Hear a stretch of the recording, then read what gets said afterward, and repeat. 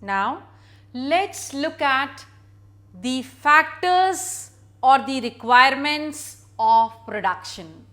If we have to start with production, what are the various inputs which are required?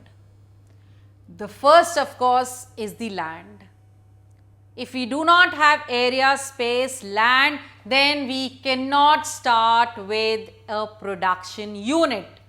Along with water, forest and other natural resources together actually constitutes the first factor which is required for production.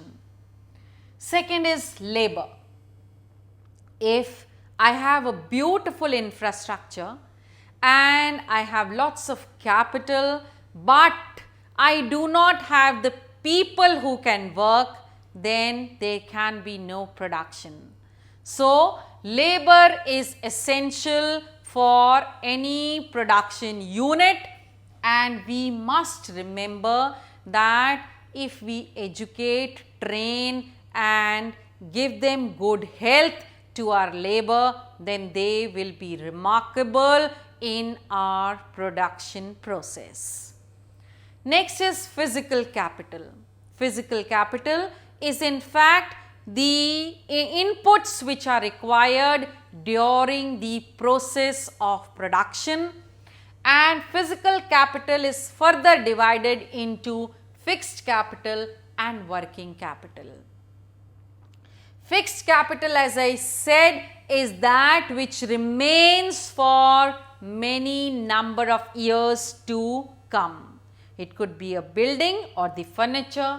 The working capital generally is money along with raw material. Then is the human capital, that is the people who are well trained, and all these factors, that is the land, labor and the fixed and the working capital and the human capital constitute as to what is called as the factors of production.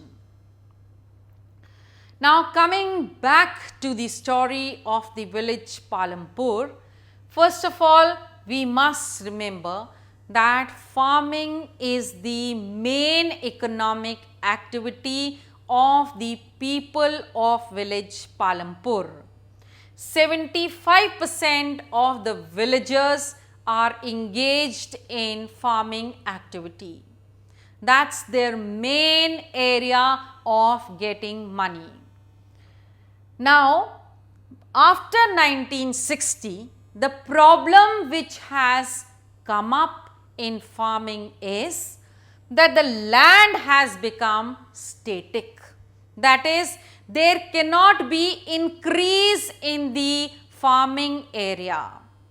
Before 1960, there were patches of wastelands which have been made as farming areas by the people of Palampur, but now there is no scope. The area is now fixed as it is. Of course, the population is growing. The number of people who are doing farming on the land is increasing, but the area now has remained fixed after the year 1960.